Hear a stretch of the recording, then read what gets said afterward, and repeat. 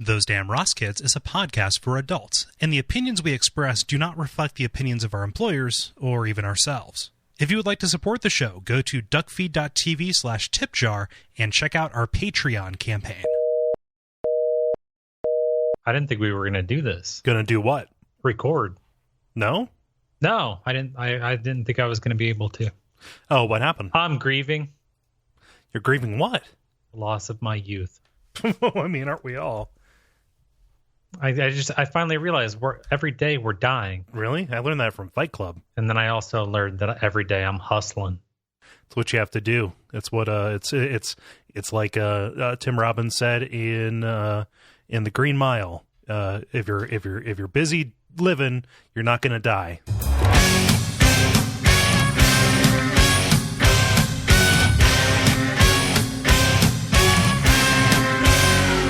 Those Damn Ross Kids, a conversation between brothers, featuring Kris and Kole Ross.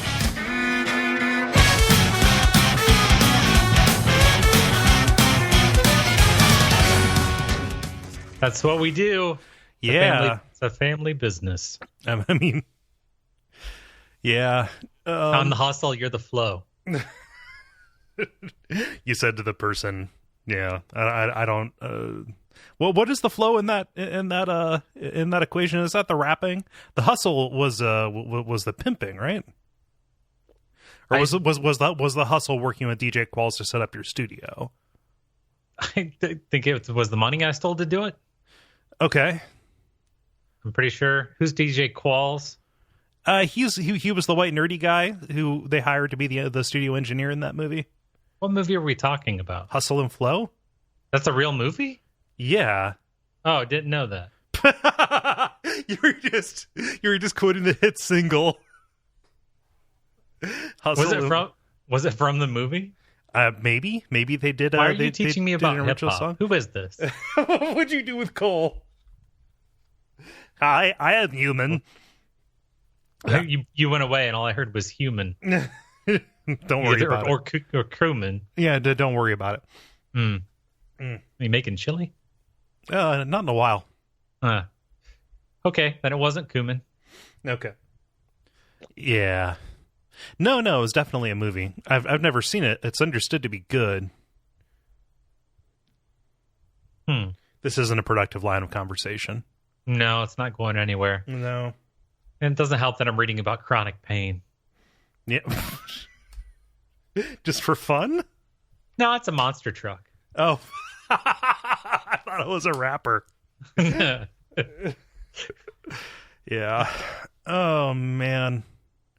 Hey, Chris, what episode is this? I have no idea. Is it 200? Yeah, it's 200. Oh, it's episode 200 of the Try to Be Funny comedy podcast, Those Damn Ross Kids. Trying hard.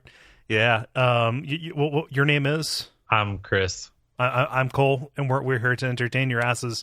Yeah, 200. I don't have anything too special planned, but it's a milestone. The slowest to 200 ever. It's not the destination, it's the journey. And in this case, the journey took a very, very long time. 212 years. Yeah. Once a year. It's a yearly podcast, like those McElroys do. Yet somehow it's still quantity over quality. Yep. Oh man. So yeah, it's like this. Oh cool. I'm happy we're professional here. Hey, I was late to the phone party. Oh, okay. Foam party. Sorry. Oh, okay. Yeah. They still have those? I don't think so. I think once everybody got staph infections, that. After all those amputations, they had to recall the foam machines. MRSA? No, it's Jaeger. I just what was it? I remember there was some bar on Park Ave, like on the Miracle Mile there, that it was like scandalous that they were having foam parties. It was like Scores or something like that. Yeah. Until somebody got stabbed with a sword. That was a cool place. Did somebody really get stabbed with a sword? True story. Yeah. Oh, I need to hear details about this. I don't think they ran them clean through or anything, but right. yeah. But it was there was a fight and somebody went to their trunk and pulled out a sword. Local news. Was it yeah, from a decade ago. Yeah. This place has been closed for a while. It's now a game of skill parlor, I think. No, it's actually a Chinese restaurant. Okay, but it's slash Amish market, and they have a pig smokery trailer out there too.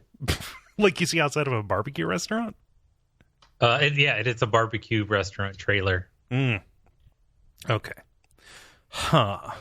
They call him the Sauce Man. Yeah, it's an homage to the Scat Man, but the guy doesn't know how to rhyme. Oh, I love homage. It's delicious. Yeah, just take a pita chip. Just get up in there, put a little garlic in that. It's good. Will you bring out the a la carte? What do you mean? I don't know. A la carte just makes me think that they're going to bring out options. Oh yeah, like it literally is like dessert, hey, here, like a dessert cart. Here is this dolly stacked with cake. Yeah. Is it a pie carousel? Is that the dessert case thing where they spin? I think it's a Lazy Susan. No, it's motorized. It's like a tall refrigerator that they would put in the middle of restaurants in the I think 70s or something. Oh so, yeah. And it was like all glass, and all the desserts were cold in there, and they spun. Not fast. But yeah, it wasn't like a centrifuge. They were trying to separate the delicious frosting. You got to put the chocolate. No, that's not how that worked. No. I've seen those. I thought you were talking about like a tiny little one that was like one of those Taco Bell catch a coin games, but it just had pies on it. Taco Bell, the water game. Yeah. When you throw your coins in algae. Talk about MRSA. Yeah. Yeah, no. I know what you're talking about. I've seen those. I saw one of those at Voodoo Donuts out in Portland. It was very very strange. Loaded up with ugly looking donuts. Yeah. No, so this is 200. This is the longest running show, excepting I don't know. It depends on if you count like the level in Don't Tree as kind of the same thing. Then that outranks this. But like if you look at the overall feed, this is the first the first thing. What do we go back to? 2000. It's like September 2010, something like that. Oh, okay. Yeah. It was like that's when we recorded. I think maybe October 2010 right. was the first time we did, because that was the summer that we that we found like you look nice today and oh yeah dude and all of that. Like we just go we're funny when we talk on the phone. We can do this. Yeah, which is basically how every podcast starts. Right. It's not original. Hey, we're interesting. Yeah, we're unique. People deserve us. Right, for free. Mm-hmm. Well, donation accepted. Yeah, for free. Wink. Yeah, that's how you run a brothel. You run a brothel like an art museum. Basically. Yeah, Jerry's. I ain't no pimp. I'm a curator. Jerry Springer got popped for a suggested donation. Did he really? You know, he's thinking about running for, I think, governor of Ohio. Oh wow. No, he's like he I mean, you know that story, right? He was the mayor of Cincinnati. Right. This is like back in the late 70s, I think. And you know, he did a really good job, you know, like he was generally accepted to be like a really solid like Democratic governor. And then he got popped paying for sex across the river, I think over in Newport. And the reason he got caught was he paid with a check, which obviously you never do that. He paid for a check. Yeah. He paid for a maximum hugs encounter with a check. Did you hear about the brothel that they were running up here? Oh, in Mansfield? Yes, in Ontario, actually. Oh shit. Yeah, there was human trafficking involved. Oh, that's sad. Yeah. Where was this? It was at the intersection of Brookwood Way and 4th Street, across from the Graham's Auto Mall, next to Shirt Shack. Yeah, by the speed trap. It was between Shirt Shack and Enterprise Rental Car. Wait, where Comic Adventures used to be? And you know who tipped off the police and the FBI? Who? A clergyman. Okay. So I'm trying to figure out how that worked. Well, I mean, he was either a client or he knew a client and figured out something really sketchy was going on.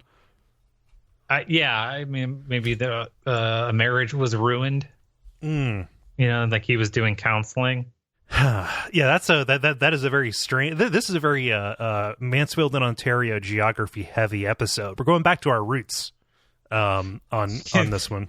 Not only do we talk about hyper specific topics, but we also talk about hyper specific locations. But really, this could be anywhere. It's probably in your town. Oh, I mean, it most definitely is. It's a fucking epidemic. It's one thinking about going to a Chinese buffet today. What do you want to do? What? I'm thinking about going to a Chinese buffet today. Okay. Just kind of sounds good. Yeah, I did that a couple weeks ago, actually. Really? Yeah. On your own? No. I have a friend, former coworker. Every year for her birthday, she has everybody get together and just go to a Chinese restaurant because she really likes Chinese food. So, it had been a while since I'd seen her and a bunch of these other people. So like, all right, well, I'm gonna go and I'll buck up and eat some buffet food like a trooper, I guess. Just so I can go see them. But yeah, I had some General Tso and some rice from one of those gigantic rice cookers. They actually put the rice cooker out? It was weird. It was like it was like embedded in the counter. I'd never seen that before. Yeah. Nice buffet sounds like. Did you have a coupon? No. It was like lunchtime on a Saturday. It was really cheap. It was like $8 for the whole buffet. It's like a Chinese buffet. There's no real variance in quality. Every single one that I've ever been to has had roughly the same kind of like really tough chicken in their dishes, kind of like steak that's mostly gristle. And the same people you got to hang out with while you're there. I mean, why even leave the house? Am I right? No. Yeah. Yeah. It just seems every time I go to one, it always looks like there's that one family that just got out of a diabetes support group meeting and then like a Bible study let out. and they're fighting for turf. Right. Yeah. No, they're gonna plant their flag in the really dry mozzarella sticks where there's only one like kind of dangling against the edge. This is our country. And the little Asian ladies that work at every Chinese buffet I've been to, they always look like they're judging me. Judging you for like just basically like I'm dumb because I'm eating this shit that I think is Chinese, but it's not really Chinese food. Oh yeah. And then like I'm just being so gluttonous, and they're so thin, and they look so stern. Are you jealous of little Asian women? Cole, I want to be a little Asian woman. Can I identify as a little Asian woman tree? You can do whatever you want. I'm not here to stop you. Now, I did see a book. I think it was called "What's Happening to Me." It was an instructional book about puberty. It's an instruction for the terminally confused. Right. What's happening to me? Where am I? What's happening to me? You open it up and the back cover has a hole in it so you can see through it. It's a 2-page book. Where am I? Oh, here I am. It's a book that's already hollowed out for a pistol. Right. But no, you see through it. Yeah. So you can see where you are. It's got an arrow. It says here. Yeah. It's just it's just like one of those little greeting card chips that plays audio when you open it up, except it just plays Stand by REM. Huh. Stand in the... Yeah. Yeah, well, I don't know. His name's what? Brian Sipes? Yep, Brian Sipes. Dick Bupkis. Yeah, Mike Malls, the heir to the family that invented the shopping mall. Yep, Eric Malls. Yeah. Hey, there's an Eric Trump, right? So that's the weird thing about this show going on for so long. Like, started in 2010, which wasn't like great shakes. Like, for me personally, like I graduated college, and it was tough finding a job because the economy was in the shitter. It's probably safe to say that I graduated in one of the worst times possible to graduate from college with my particular degree. Yeah, people weren't really spending money on. I don't need what is it you do? Answering that legitimately, Chris, answering that question or thinking about answering it makes me very anxious. Actually, I heard a story. Actually, it wasn't like I heard it. The person who said it was Dave Chappelle, I believe. Okay. And I can't remember what show he was on, but it was a story about Kanye West before Kanye West was Kanye West, right? Right. And so they had like these rappers together, and they were doing the music for I think like the first season of the Chappelle Show or something, because they did the whole season worth of music like at once. Right. And famous rappers, from that artsy kind of rap thing. Yeah. And so they're all in this room, and then Kanye West is there, and nobody knows who he is. He's young, blah blah blah. And so Kanye West's phone rings, and everybody kind of gets quiet so he can talk on the phone.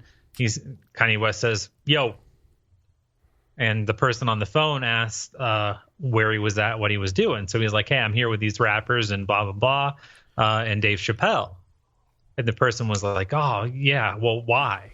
And Kanye West his answer, and I think your answer for everything should be, because my life is dope and I do dope shit.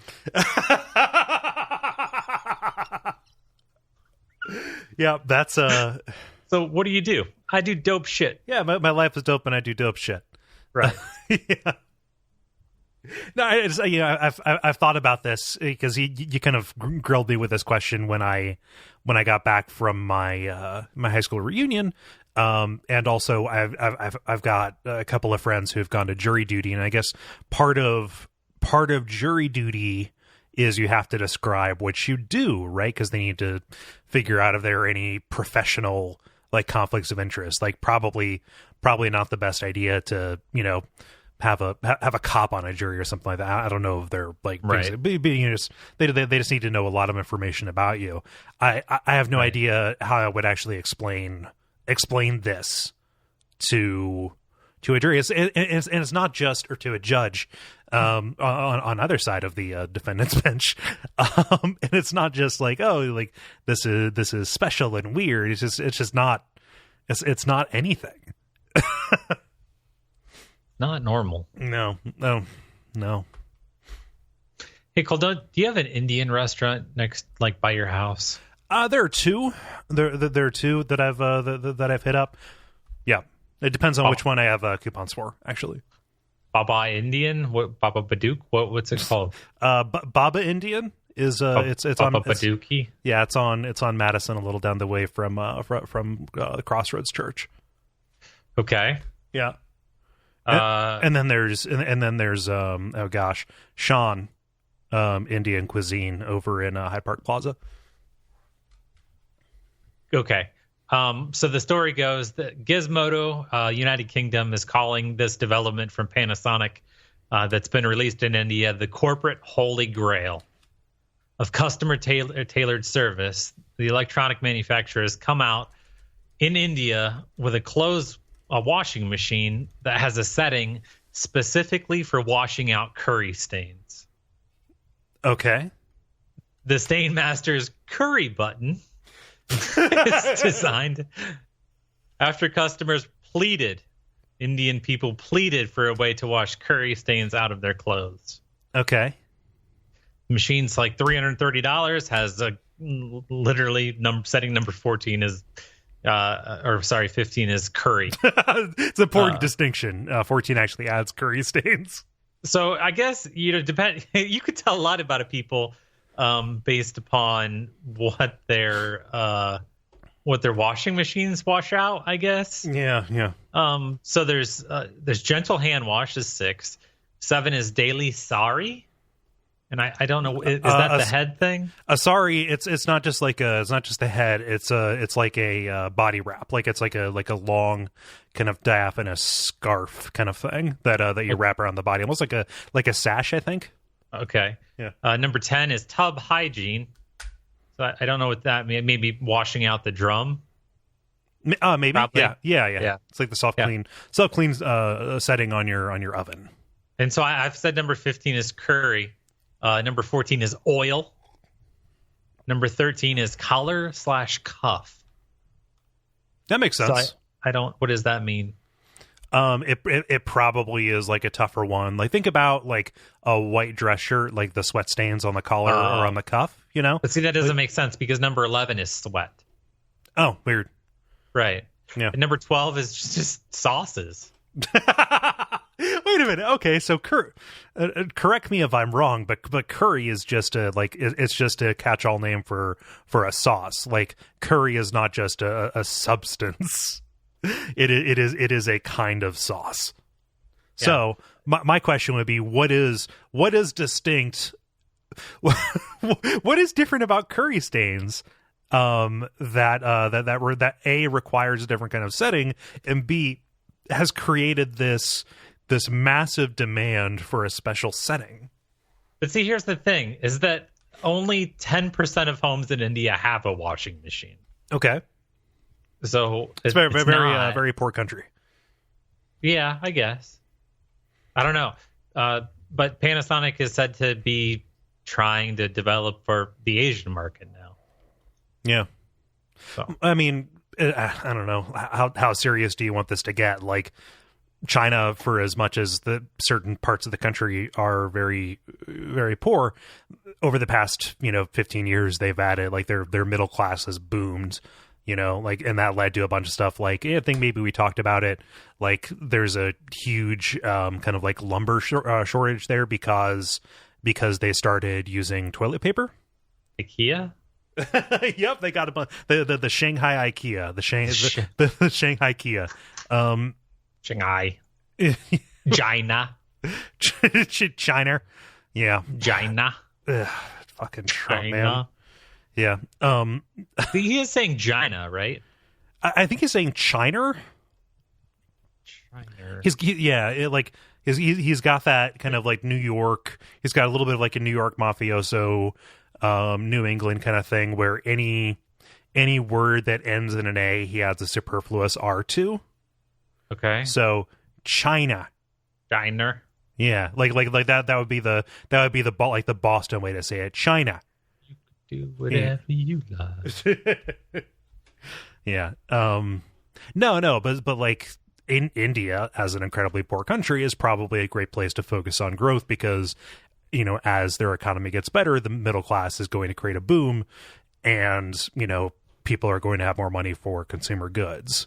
Okay. Yeah. Sure. Like that is what a developing economy is. It's just a, potential. It's an unsaturated market for your shit. Waterlogged. No, yeah. The middle class is key. We don't have one. Nope. Yet we still buy stuff. Oh, we buy shit all the time. Oh, speaking of buying stuff, I went to Wal Mart, and the old lady was checking me out because Social Security. She was checking out because look at you. Well, no, she was ringing my goods. Okay, that sounds worse. Okay, continue. She was scanning the things that I was buying. Okay. And I had 3 separate orders because one was for a coworker, one was for me, and one was for work, and the tax exempt and all that. They had to be separate. And so I said, there's 3 orders. I said, I'm shopping for multiple people. And she said, oh, you made the mistake of saying you were going to Walmart. You made the, it's like.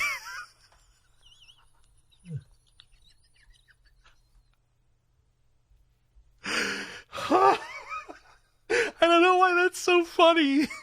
It struck me. I think it could be a marketing campaign. Like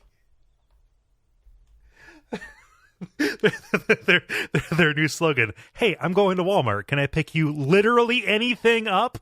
Right. Yeah. That's what I'm saying. Because, all the different types of people who could shop at Walmart. Like, okay. This person just, hey, I'm going to go to Walmart. You need anything? Yeah. Oh, you're going to Walmart? You're going to Walmart? Yeah, I need a shovel. Yeah. But no, it just the reason I find that so funny is because like that's a thing that happens with stores or whatever. It's like, oh, I'm gonna go over and get a coffee. Oh, if I give you a couple bucks, can you bring me something back too? Like, right. Oh, I can't go, but like that's a thing. Like if I go to IKEA, I will call mom and say, hey, is there anything that you need or want while I'm here, so that the next time you come down here, we don't have to spend 4 hours walking through this fucking nightmare maze. Right. Yeah. I don't know. I like the meatballs. Well, you can walk directly to the meatballs. You can buy a bag of the meatballs and cook them at home. It's not the same. Oh, I know. I like it when people angrily throw my food at a plate. He's not done yet.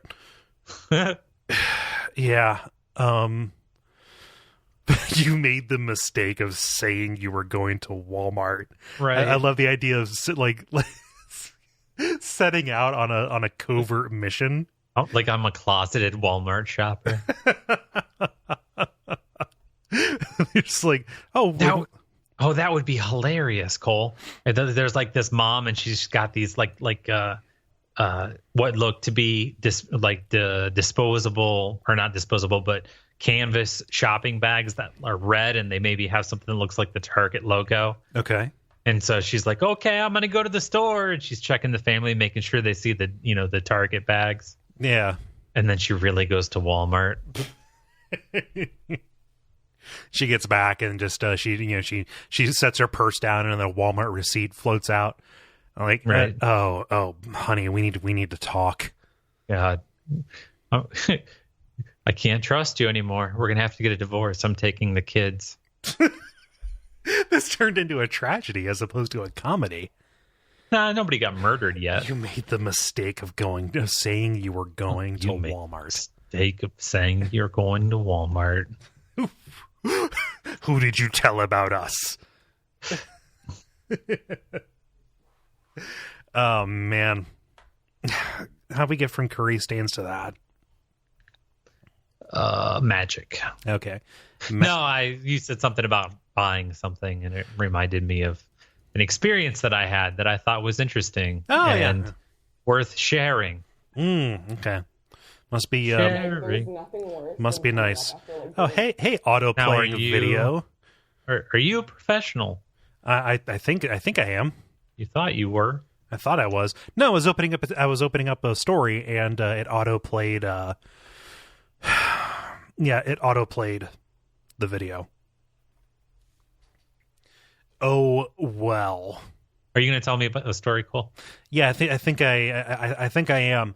How often do you clean your phone? Like if I came over there with some rubber gloves and a swab, and I created a culture, like what would I see on it?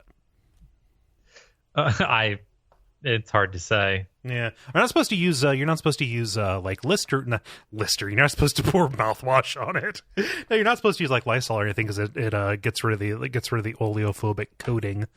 I have the case, so I use the Clorox wipes. Okay. You have like a screen protector on there? Yeah, the case has a screen protector. Okay. Yeah. No, it's an Otter box. Okay. That sounds disgusting. Check out my Otter box. Yeah. No, but like just people use their phones on the turlet, and especially you. Oh boy, you use your phone on the turlet a lot. I use it in the bathtub.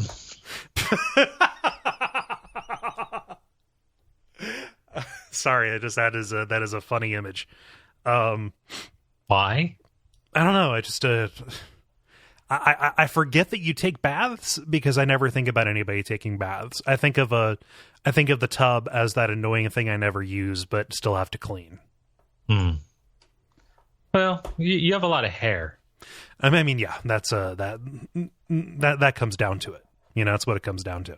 Right. Yeah. No. But if I said like, hey, lick lick the screen of your phone, would you do it? Not right now. Well, there's something. What have I told you to make somebody else happy? What am I doing? FaceTime and like I'm licking the screen? Yeah. Even though the camera is up at the top, so you're just giving them a view up your nose.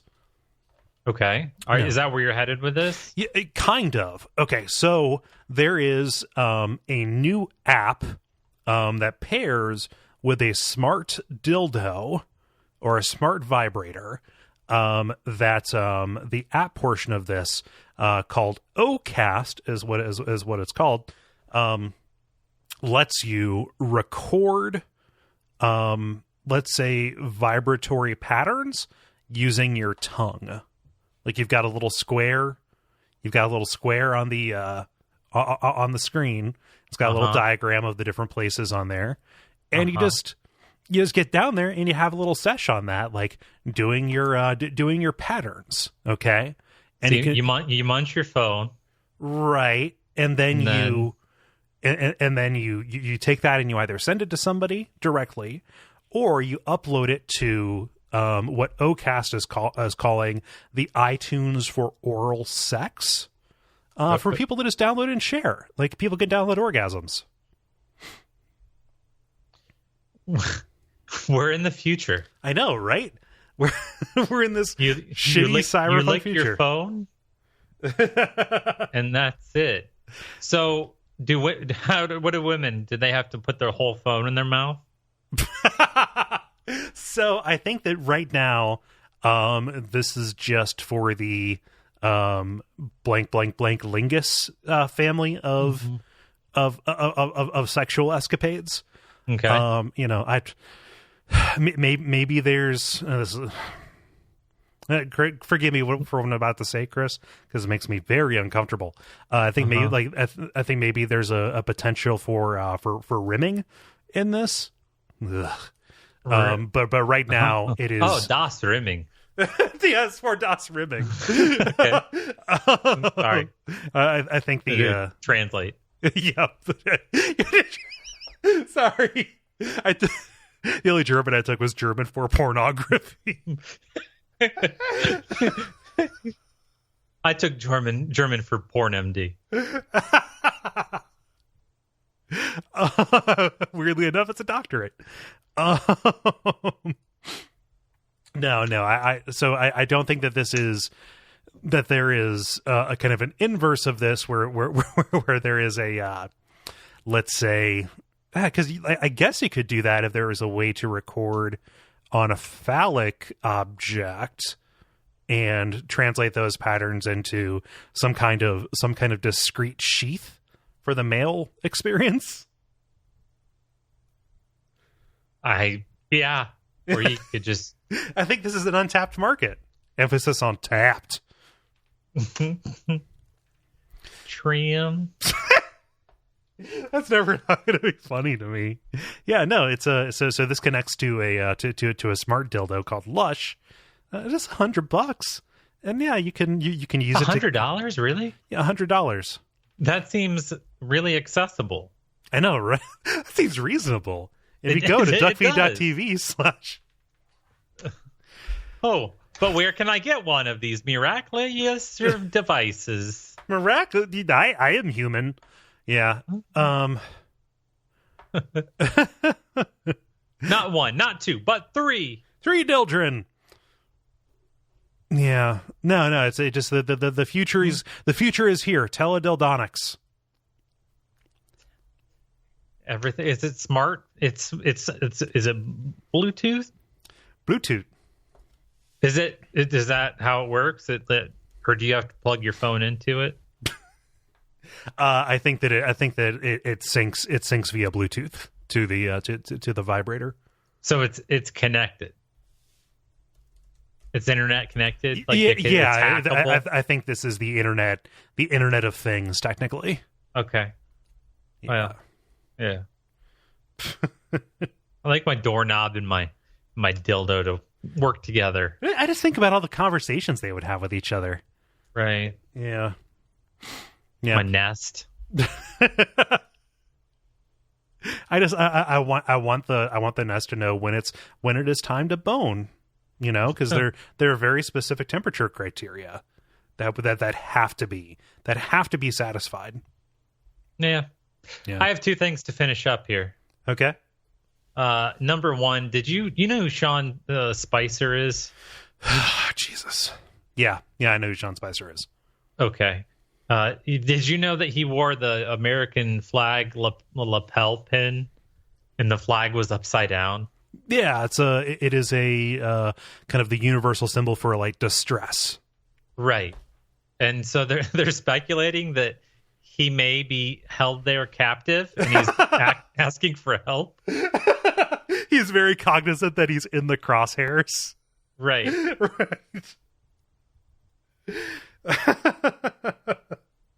Yeah, this is like bleeding edge stuff, right? Like this, people were talking about. So yesterday, as of the time we recorded this, we're recording this on the 11th of March in 2017, giving up all pretense of dating because everything here moves so fast, and this is going to be just a twinkle in our eye. It's going to be two suns in the sunset in the rearview mirror, but behind us.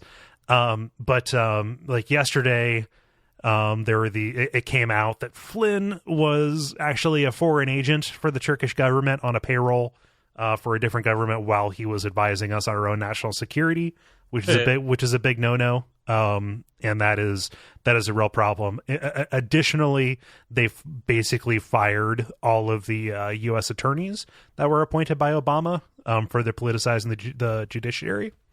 After asking them to stay. Right. Yeah. So bad news, bad shakes. It's been weird and unpredictable to say the least. So as much as it makes me feel like a weird conspiracy nut, it seems plumb. And it's like a microcosm, right? Because it could either be carelessness or it could be something incredibly scary or malicious, right? Like that is a thing that like Rachel Maddow is hitting pretty heavily. Like, hey, which one is it? Is it nefariousness or incompetence, and which one would you prefer? Right. Right. So it could either be that he just accidentally put his lapel pin on upside down. It's a mistake you can make. Like, oh, your name tag's on backwards. Oh, thank you. Then you fix it and you're done. Or it could be something that it could be a cry for help. Either is plausible, it feels like, because nothing is real, and our planet has somehow passing through a field in space that I call the nightmare zone. Right.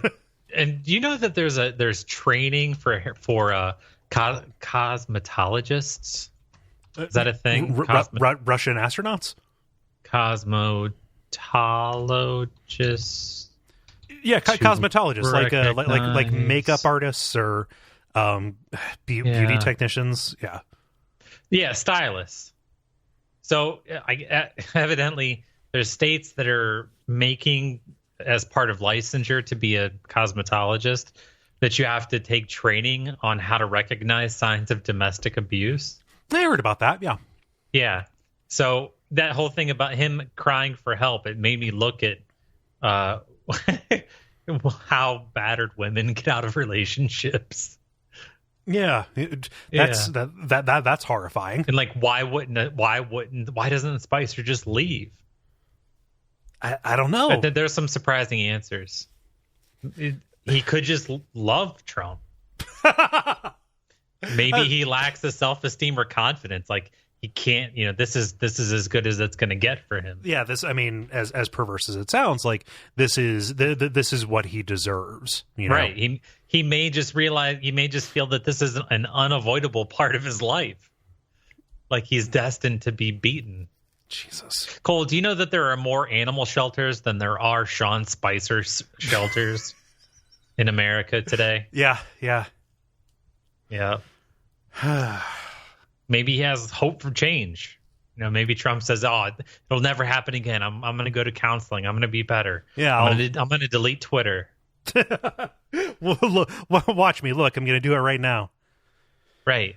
Maybe like he's alienated himself from all of the previous press secretaries, and he feels isolated. Like he's not going to have a network to be able to catch him when he leaves, to catch him when he falls. Yeah, could be like he just doesn't want to give up. He doesn't want the stigma. Right. He doesn't want to.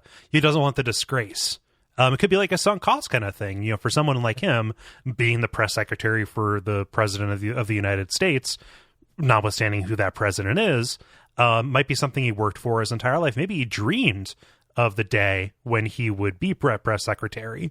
That's all. Yeah, he was going to show up in a white suit, and it was going to be wonderful. I just love the idea of the press secretary dressing like Steve Harvey on a Saturday. Right? Yeah.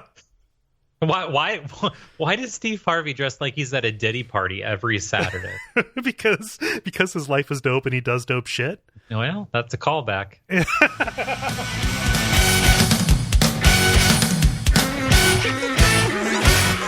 This has been Those Damn Ross Kids.